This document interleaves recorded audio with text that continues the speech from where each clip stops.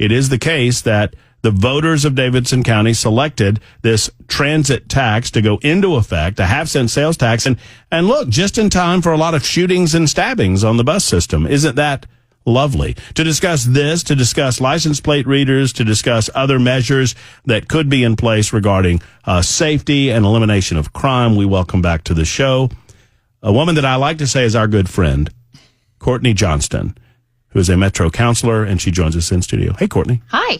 How are you? I'm great. How are you? I'm doing well. I was telling the story to Courtney about how I was rattling off at the mouth on this tire sensor thing, and then the owner of the business called me, and I said, I make a habit of making enemies and then making friends, but we're friends now. True. Yeah. Now. Hey, Courtney, Yeah. you have to let me know how you made that happen, because it's not working for I know. me. Well, I was just my always sweet self. Listen, I had nothing to do with it. She had everything to do with it. All I know is that after the aftermath of all of that, I saw Courtney at an event, and I was like, I want to be friends. And she was like, well, tough luck. No, that's not. No, we didn't even talk at that event. You gave me the evil eye. I did not make eye contact with you, Matt. I thought I saw the evil eye. One way or the other, I love what you're doing on the Metro Council. And I told you the last time you were here, I regretted not voting for you in the primary. So there it is. Thank you. And I maintain that. So how was the council meeting last night?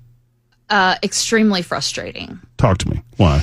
Well, so anytime we have any sort of legislation related to the police department, it is the biggest hoopla. It doesn't matter what it is. It could be a grant for something as innocuous as you would think, like we had last night on the agenda, to accept a grant to be able to, for software to survey the community on, what we're doing well, what we're not doing well, or whatever. You can figure out what the questions are, but regardless, it's a survey software. And we deferred that. Why? Well, again, it doesn't matter what it is. This body will microanalyze and defer because it's for the police department. If it was for any other department, I can guarantee you it would go on consent. But because it's the police department, watch out. Oh, Lord, we can't trust them with that data. It'll be used against us. A survey that we control what the questions are, it's just absolute nonsense. But then the bigger issue yesterday was FUSIS, which a lot of people, we talk a lot about LPRs, and people, for the most part, know what a license plate reader is. FUSIS was on the agenda last night. It's an integration software.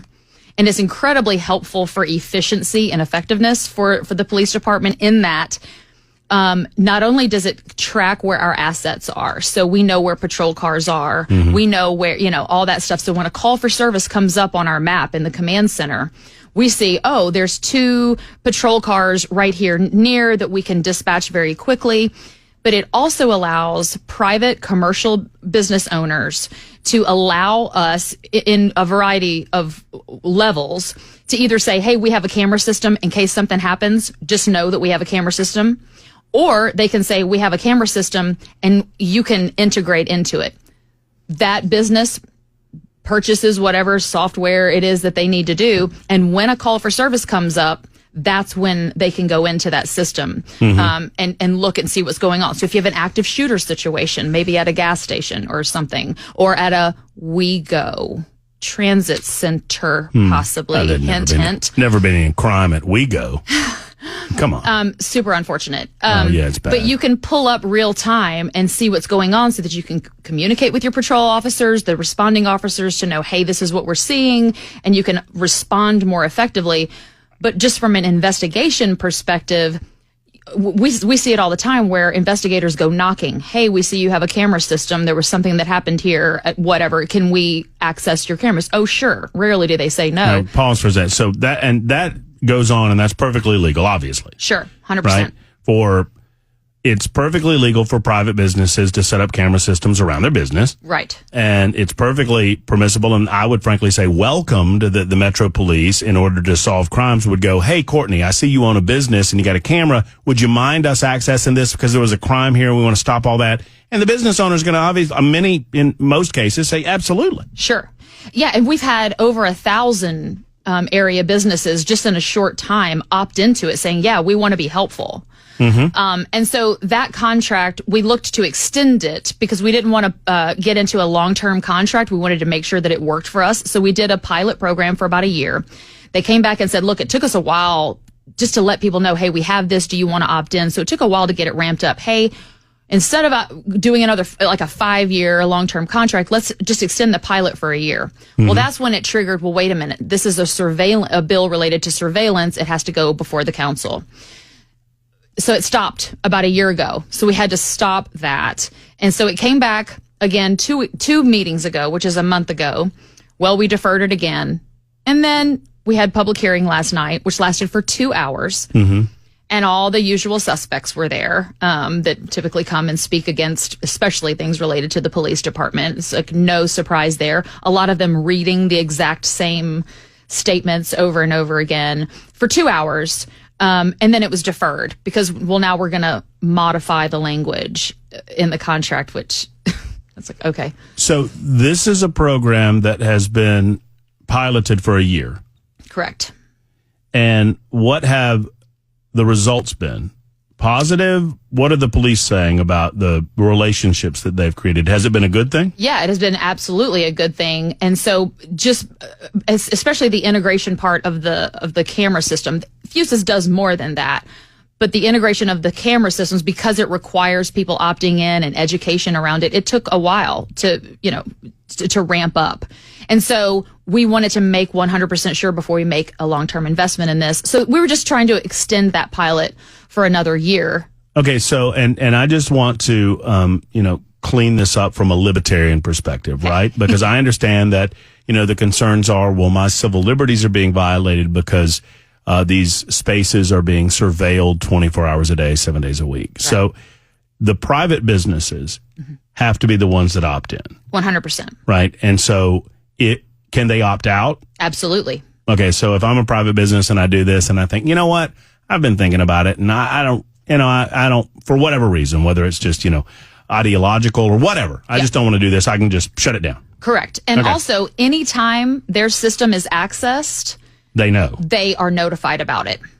Okay, so yeah, that's a good point. So the police can't just access this availability whenever they want and not tell them. Correct. And it's not designed to say, oh, I wonder what's going on at 123 Main Street. Let's see what cameras are there and just turn on access those cameras and just check it out. That's not what is there. It has to be related to a call for service, and there's an audit trail related to that.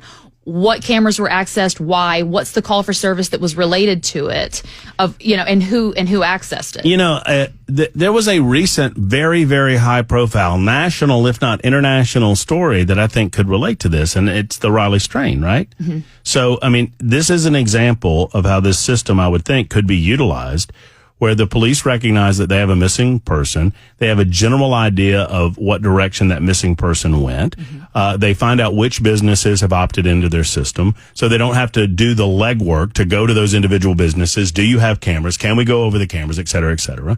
And then I would think that this system would have the technology to be able to rapidly get to a point where they can identify the individual if that person be on camera. I was talking the other day about some of this technology that's available on these surveillance systems. It's incredible, mm-hmm. where you can use a program to say, okay, like festivals use it, where they can literally put in criteria, female, blonde hair, white shirt. And over a 48-hour festival period, they can just pull up instantaneously the number of people that came into the festival with a white shirt, female, blonde hair, Mm-hmm. I like the idea of utilizing that technology with openness. Obviously open government is incredibly important. We need to know what our government's doing, but utilizing that level of technology to help solve crime and to stop crime. 100%. And as we move into the future, more and more we're going to have to rely on technology. That is just a fact. And so we need to be smart about it, and we need to balance privacy and public safety. But at the same time, this is going to be a conversation that we're going to continue to have. The three main objections that people had was, well, I can be sitting on my front porch and people can watch and see who's coming in and out of my house. Unless you live across the street from the MAPCO or whatever commercial business and they've got a really awesome system, that is absolutely false. This is not for residential systems. We're not accessing your Ring doorbell camera. That's not. So no residents. No residents. And that is very, very specific. Then they were concerned about the homeless population, which I do not understand that at all. And also immigration enforcement, which also is something that is a broader subject that, first of all, ICE, I don't think, would use this to find someone based off of, like, if you're going to pull up a commercial business camera, how do I know if you're legal, illegal, whatever? ICE has databases that we don't even know exist. If they want to find you, they're going to find you, and they don't need FUSIS to do it.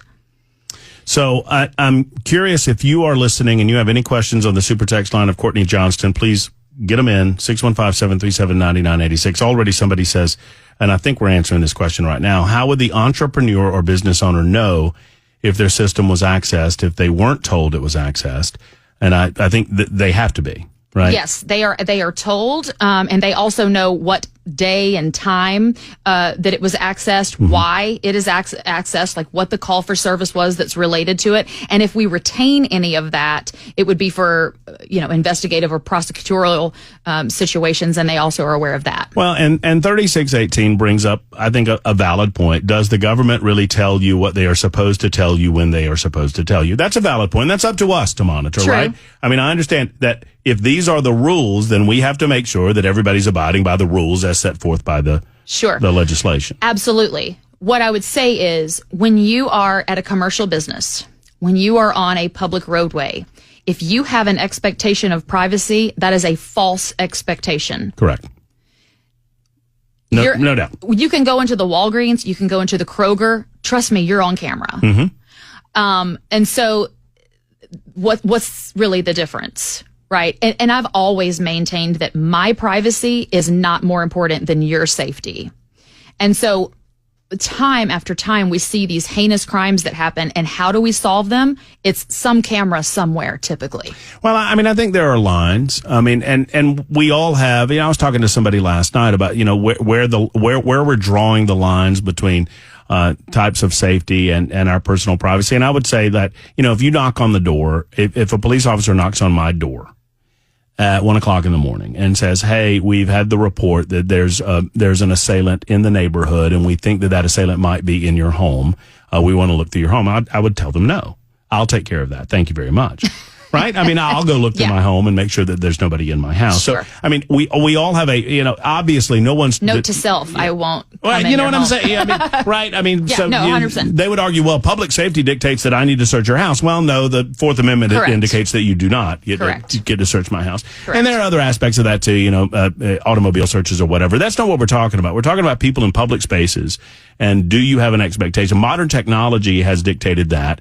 You should not have an expectation that if you're walking down Broadway that you're on a gajillion cameras, for goodness sake. And if you don't want to be, then stay home. Really, stay home. Really, I mean, I don't know what else to tell you. I mean, if you want to live in a world where there are no surveillance cameras anymore, we don't live in that world anymore. Well, and it is sad when you think about it. It's, we are in that world where we do have to have cameras. And I do feel like it makes me feel better that I've got cameras watching in case something happens, that at least, someone's got a leg up on trying to find whoever hurt me or took me, or they would bring me back. But if they took me or whatever bad would happen to me. When I was growing up, I don't think we had that. Our doors were unlocked. Our bicycles were in the front yard. It's a different world. Right. And it's a totally different world. It's unfortunate, but we still need to do whatever we can to make our communities safer. And so, I'm respectful of, and those of you who are listening, you know that I'm respectful of the line that's where civil liberties and public safety meet. And we all kind of define where we want that line to be on our own, and you have to figure it out. The problem is that Courtney's dealing with a group at the Metro Council, dare I say, that they don't want to have that discussion at all. Apparently, they don't want to give the tools, whatever tools the Metro Nashville Police are asking for. So Chris Hand, thank you, Ken Weaver, by the way. Ken Weaver coming up in just a couple of minutes. Chris Hand is our 9 to noon show. And Chris and I are great friends. He does a great job from 9 to noon. I am taking no accountability or responsibility for what I'm about to do, but he wanted me to play a clip for Courtney Johnston when he found out that Courtney was coming on. It has nothing to do with what we're talking about. And I know Courtney's get her a mic on there. She's a little concerned. And I don't blame you. But I try to make good on my promises when I make them. And so I made a promise that I would play this clip. So here it is. My specific question was, the new chick with a dick in Congress, what are we going to do to keep him from coming in our bathrooms? That's Representative Marjorie Taylor Greene talking about transgender restrooms in Washington, D.C. Do you have any position on transgendered restrooms in Washington, D.C.? I love what a kick you're getting out of this. I would say... well, I mean, isn't it ridiculous?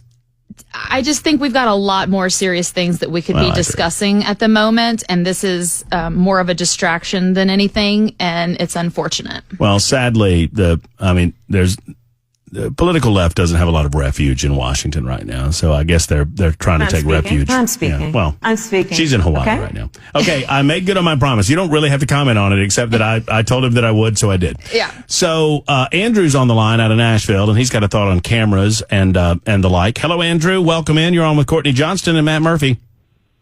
Hey, Matt. Hey, Courtney. Yeah, you touched on something, and it's something I think that this misconception that people have a right to privacy once they step out of their front door off their property. So I watch a lot of OP live on Friday and Saturday nights, and as soon as somebody's pulled over, a cameraman's in their face, and they're spilling out what they think is their rights is don't film me. And I think a large portion of people believe that it's illegal for some reason, that you as soon as you tell somebody that they have to put the camera away. And I think leading with that in a meeting, saying, as soon as you step off your property, you have no right to privacy. Anybody can film you. And I've seen people get hysterically mad because they don't know and they're not educated. And I think educating the people would help this process go forward. It's a great point. No, Andrew, it is a good point. We're going to reflect on that in just a moment with Courtney Johnston. You can stick around for one more segment, right? Yeah. I want to talk a little more. Let me ask you this before we go to Ken. So it was deferred. Yes. Meaning we're just sitting on the program right now? Supposedly the administration is going to be putting forth an amendment to the contract language that deals with ICE. My fear around that is that whatever language it is, and I have not seen it, would violate our sanctuary city laws here in Tennessee and make the entire thing preempted, which I try to avoid. Mm-hmm.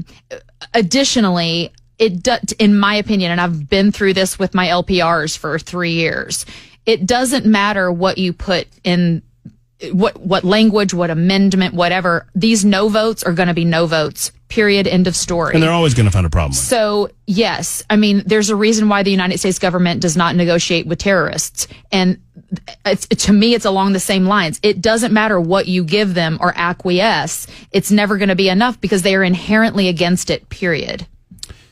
I'm going to ask you a question in a moment. And it would be unfair to do it now because we've got to get to Ken. But I'm curious if some of these counselors are just anti-police to the point that they do not care about the crime. And that's the way it feels. Hold your thought. Courtney Johnston's with us. It's 30 after the hour on Super Talk.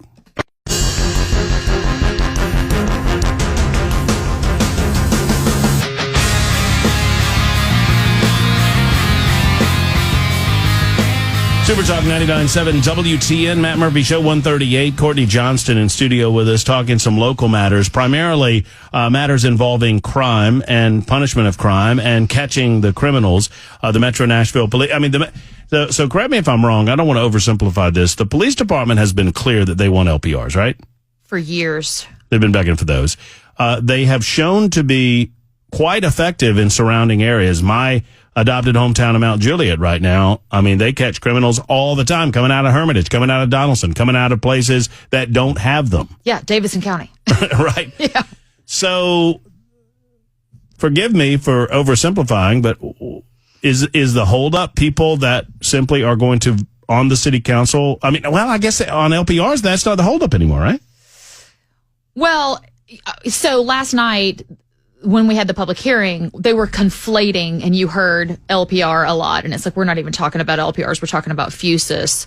And so it's going to be the same arguments Police about that. ability to surveil the community to catch criminals. Correct. Well, and the over-policing of the immigrant community, or the over-policing of whatever, pick something. And it's really like, well, it's a license plate, and we're only looking for you, if from a criminal perspective, if you've already been flagged. Right, like you're in the NCIC database, so they're looking for you anyway. This just helps speed up finding you. And also, stolen vehicles. If you wake up in the morning and you go out in the driveway to get in your car and your car's not there, the first thing the police department's going to say is, what's your license plate?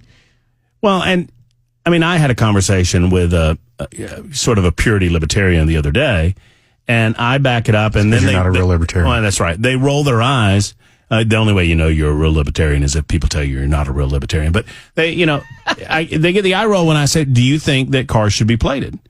Because I just need to know where the baseline is. Mm-hmm. Because if you think that cars should be plated, if you agree that we as a society want to plate cars for security and safety reasons, et cetera, then do you then agree that a police officer would have the ability to sit on a street corner and look at the plates? Well, if you agree with that, there's a small step to say that the technology makes it available to not overburden the department by taking that resource away and using technology to do the same thing. Correct. And that's what LPRs are doing. That's 100% what LPRs are. And I can't for the life of me understand why the mayor, who has been on this show on numerous occasions, and I'll be honest with you, Courtney, and I'm not trying to be a jerk, I don't know where he is on it. I've talked to him about it 3 separate occasions, and I still don't know where he is on it. He keeps telling me that we're studying it. Yeah, nobody's studying it. So that's just nonsense. I look at what people do and not necessarily what they say. I take what they say into account, but what they do. And for 8 years on the council, and especially the last term that I served with him, he voted against LPRs every single time. He doesn't want LPRs. So there's an old saying, a tiger doesn't change his stripes. Well, it's a saying for a reason. I do think that there's an aspect of delaying the inevitable, which we're obviously going to have a vote on this at some point, but he failed to put it in the budget, which is a huge problem. And I know that he didn't want to upset the sort of progressive base leading into this transit referendum vote. Okay. Let's not rock the boat. Let's keep everybody happy and get transit passed, and then whatever, which I disagree with. It's like one thing... We're not shouldn't have to do with the other. Exactly. So, you can listen to what he says, but at the same time, because we can vote on it tomorrow, but we don't have the money because it wasn't put into the budget. And not only was it not put into the budget, M&PD's budget was cut by $4.1 million this year. Why? As part of targeted savings. Well, the problem with that is that we don't have enough officers. And so what we use that money for is to put boots on the ground in overtime. Mm-hmm. And so now we're not able to utilize that money for overtime, which means, in my opinion, we are less safe because we're not able to put the resources on the ground that we should be putting. Targeted savings is obviously something that municipal governments use. Well, all governments use. It shouldn't happen necessarily in public safety departments. And that goes across the board: fire, OEM, EMS, all of that. Let's talk to Brian in Nash with a thought on LPRs. Hello, Brian. Welcome into the conversation. Well, thank you much. Courtney is my council person, and I can't say enough about her. I wish we had given her a little better chance last time. But I think she needs to change her name to a D next to her name just so she has a chance of being promoted farther in Nashville, because her ideas are great. We do need this greatly. Just for the chance of catching, illegals. I look at Belmead and what they're able to accomplish, as well as Mount Juliet. I just think that we're allowing criminals to get by, and we're allowing our government to allow that to happen. Yeah, thank you. I appreciate that. Thank you, Brian. I will not be putting a D next to my name. You know, hopefully at some point people will stop, especially in local governments where, you know, partisan politics really should not enter into it, because we don't deal with those types of issues. We deal with public safety. We deal with, you know, running the government, right? Paving the roads, that kind of stuff. So instead of voting down a political line, vote for people that are actually there, number one, for the right reasons, and are not an activist in some way or have some sort of whatever, but also people there that get stuff done. I talk to, and I have a lot of people hitting me up during this conversation, people that I have great respect for, that say, well, it's a slippery slope. That's my problem with LPRs. And many of these people don't live in Nashville or Davidson County, and you know, maybe they live in more secure areas around the state. But their argument is, and it's a valid one, that, you know, we've seen this in other nations where they begin utilizing this technology and then it slowly but surely expands to the point that we become a quote unquote surveillance state. Have you heard that argument, and what's your response to it? I understand the sentiment, and it all circles around the distrust of government, Sure. which the government has very well earned that distrust, in my opinion. But we can't withhold tools from our departments that are tasked with our safety because of the thought that something may go wrong in the future.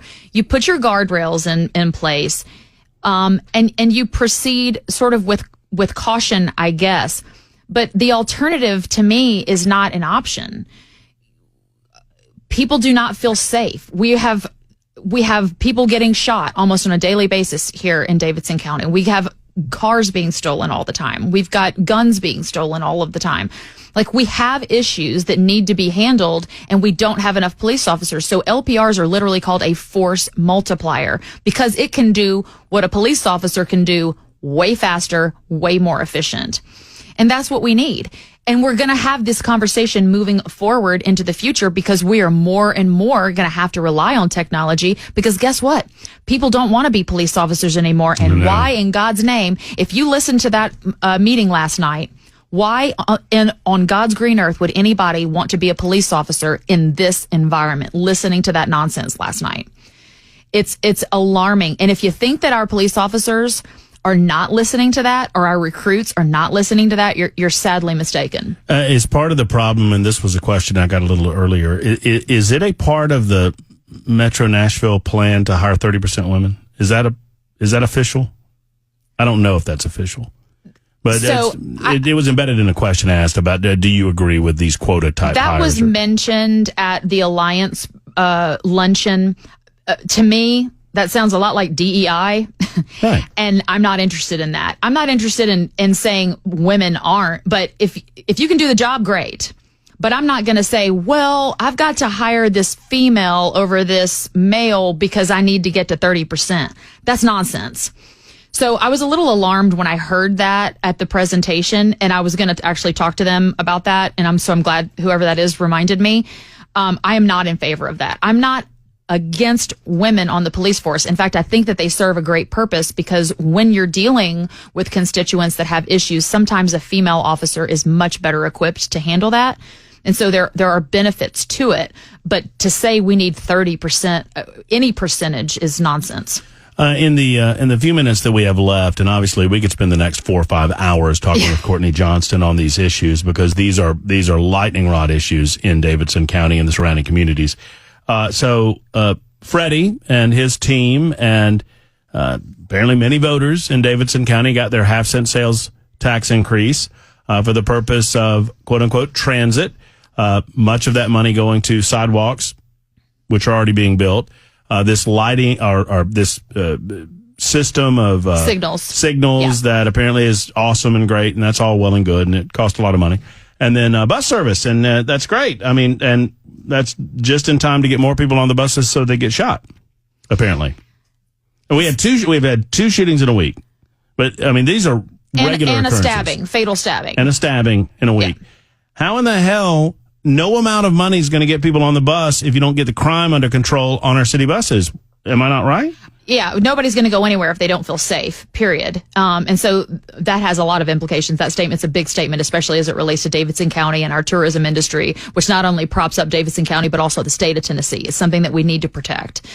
But no, people are not going to ride the bus if they don't feel safe. They're not going to sit at a bus stop waiting for the bus if they don't feel safe. And so the answer from the administration is, oh, well, this is an opportunity to have a transit division or a complete and separate transit police. Well, we see how, okay.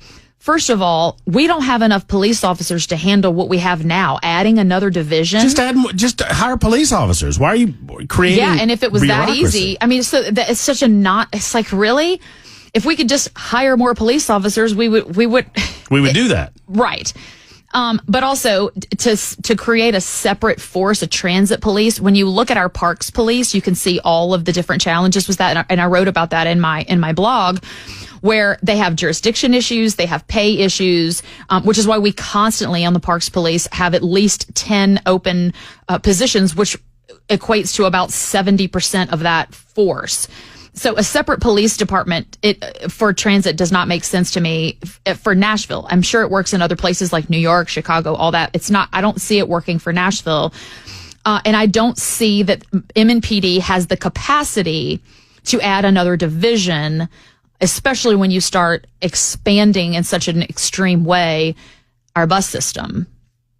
So so you get arguments from the extreme left that they don't want to have anything to do with, it feels like anything that's going to support our police department. I mean, I don't mean to say it that crass. Yeah, and they will tell you, well, I support the police department. Again, what someone says and what they do. Two different things. If they're two different things, I'm going to look at what you do. And when you vote against the police department and tools or whatever, to the point that you're going to vote basically against or vote for a deferral to accept a grant for a software system that creates surveys for the police department, for the community, that is unbelievable. So when you vote for that, I don't care what you say, you are against the police department, period.